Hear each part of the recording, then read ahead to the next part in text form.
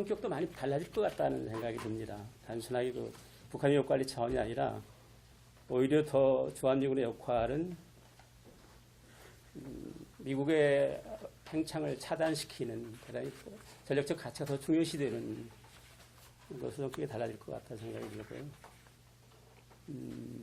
또 랜드 연구소의 그 발언 내용도 꽤 의미심장하다. 내가 외교안보 책임자라면은 미국에만 의존하는 한국 국방부를 뜯어고치겠다는 이런 메시지.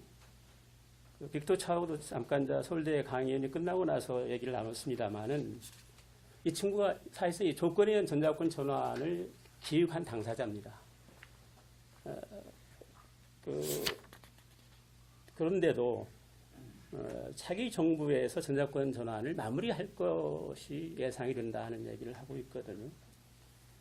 그렇다면 지금 제 초점자리 전자권 문제로 저는 이거 접해서 좀 더 심도 있게 말씀드리고 싶은데, 이 문제를 단순하게 어떤 그 안보 무임승차라는 메시지가 방위 분담을 너희들이 내라는 그런 차원이 아니고, 동맹이라는 것은 분명히 역할과 책임이 있는 것이다.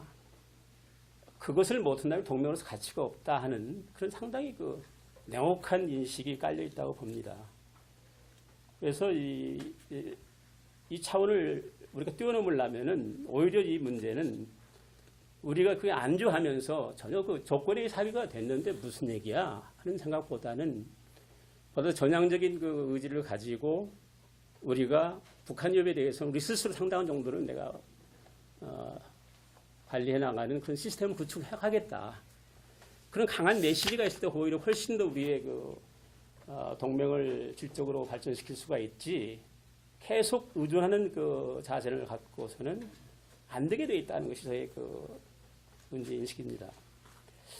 그래서 제가 한심한 것은 우리가 북한에 비해서 압도적인 우위에 있음에도 불구하고 대한민국 국방안보 측면에서 북한에 끌려다니는 형국은 저는 이렇다고 보면 동맹에 의존하고 이 군사력 운영의 자율성 행사하지 못했던 원인이라고 저는 보는 것이죠.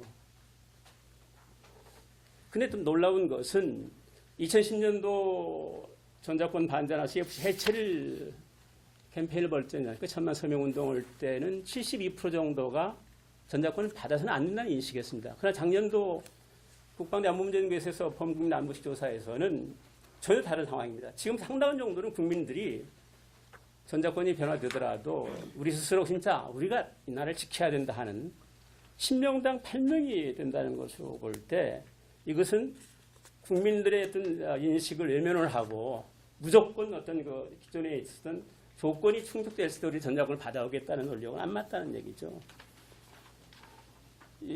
또 그러고 전자권 문제는 벌써 한 15년의 그 준비 과정과 연기, 재연기를 통해서 해오다 보니까 우리 군이 상당히 피로가 심화되어 있고 동력이 상실돼서 이것을 군의 일일만 성격은 전혀 아니라고 저는 봅니다. 그래서 범국민, 범정부 차원에서 이것을 틀어주고 가야 된다는 생각이 들고요. 사실상 전자권을 계속 미국한테 유임을 하는 상태에서는 우리 군 스스로 떳떳하지도 못하고 당당할 수도 없는 거죠. 제 역할을 똑바로 못 한다고 저는 봅니다.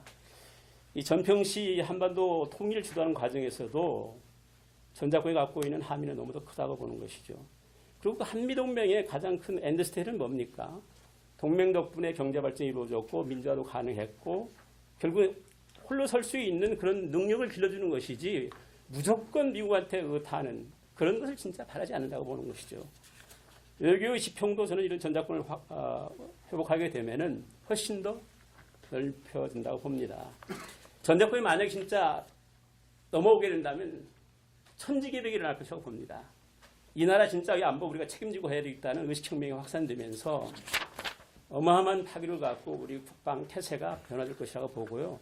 북한도 전자권이 없는 이 한국군 상대하는 것하고 전자권을 가지고 했을 때는 달라질 것이라고 봐요. 일부 제한된 접촉입니다만은 지금 북한 군부, 김정은을 포함한 군부가 느끼는 생각은 진짜 한국군은 참 한 방에 날릴 수 있는 그런 정도의 인식을 갖고 있다는 것을 여러 채널에서 체크가 되던데 결국 전쟁이라는 것은 저는 의지의 싸움이라고 봅니다.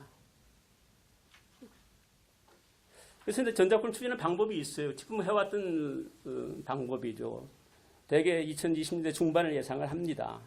그러나 많은 사람들은 이 조건의 전작권 추진이라는 것은 영영 안 받겠다는 것이다. 통일이 되기 전까지, 핵 문제 해결되기 전까지는 안 받겠다는 것이다 하는 군의 어떤 인식들이 있다고, 그런 인식으로 국민들이 받아들이고 있다고. 하나는 조건을 조기에 달성을 해서 좀 당기는 것입니다. 어떤 목표를 설정을 해서 하는 방안이 있는데, 결과적으로 저는 그 미측도 이 전작권을 조기에 전환시킬 수 있도록 하기 위한 가시적인 조치들을 해나가면서 협상을 하게 된다면은 오히려 더 유리하다고 봐요. 강요에 의해서 전작권 너희들 가져가야 돼 하면 할 때 하고, 이거 언젠가 부딪힐 수 있는 문제인데 이것을 외면을 하고 하는 것보다 낫다는 생각이 들고요. 대전제가 여기 있지 않습니까? 이 조건을 달성하기 위해서는 북한 핵 미사일 위협을 대처할 수 있는 필수 전력을 확보하고, 한미연합방위 체제 속에서 우리가 주도할 수 있는 핵심 전력을 확보하고 안보 환경을 개선하는 것이라는 거죠. 이것은 상당한 의미가 있다고 저는 봅니다. 그렇게 봤을 때 일단 내부적인 저항이 꽤 있을 것이라고 봐요. 군 내부에서도 저항이 있을 것이고, 특히 원로들을 포함한 안보를 걱정하는 분들의 생각이 있을 것이지만은 잠정적으로 2020년도를 설정을 해서 조기에 조건을 달성해서 추진하자는 것을 한다면은 가능하다고 저는 보는 것이죠. 그래서 제일 중요한 것은 이 자주 국방의식이라고 봅니다. 이 국방의식은 의외로 저는 상당히 고양이 되어 있다고 봅니다. 그러고 참 한국군에 대해서, 한국 동맹국인 한국군에 대해서 참 한심하다는 것이 있어요. 사실상 베트남 전쟁의 파병과는 달리 이라크 아프간전의 이 파병을 보면은 얼마만큼 우리 한국이라는 동맹국이 참 야속한 나라인가를 인식하고 있다고요. 또 뭡니까? 그 전작권을 하려면은 실질적으로 비핵화 문제와 평화협정 문제, 남북 군축 문제들이 같이 병행해 나가면서 큰 틀 속에서 가야 된다고 보는 것이고요. 사실상 전작권이 없으면은 평화협정이라는 것이 사상 누각이죠.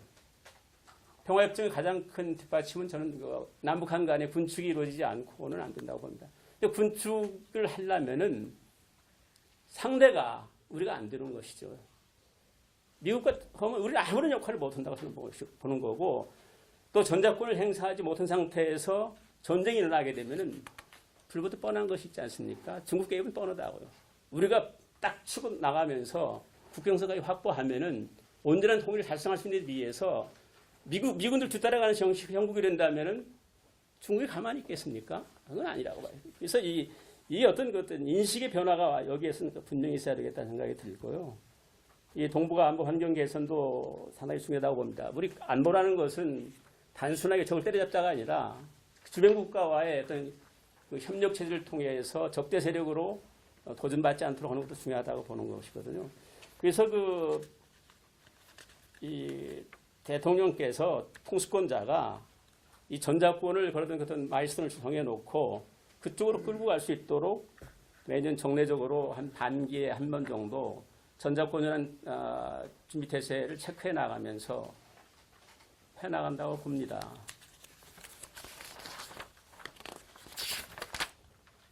지금 아까 좀 건너뛰었는데요. 29페이지에 그 전작권 준비하는 과정에서 해야 될 파트를 다시 좀 더 놓쳤기 때문에 말씀드리자면, 이 전쟁 지도 체제와 NSC 기능 같은 것은 참 국가 차원에서 해야 될 문제라고 봅니다. 이 군사 전략 문제나 지휘구조 문제들도 참 한심한 것은 전작권 전에 대비해서 지구사도 빌딩을 새로 다 끝낸 것으로 알고 있습니다만, 지금 현 박근혜 정부는 거의 다 모든 것들을 뒤로 밀려놨다고요.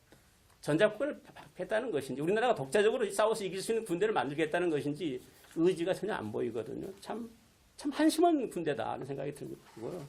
전작권이 되려면 싸울 수 있는 그런 지휘체제가 갖춰져야 되고, 이 상부지휘 구조의 편을 포함을 해서 제일 중요한 것은 국방비 증액 문제라면 이거 충분히 어필할 수 있다고 봐요. 우리 이 위기 상황 속에서 우리가 북한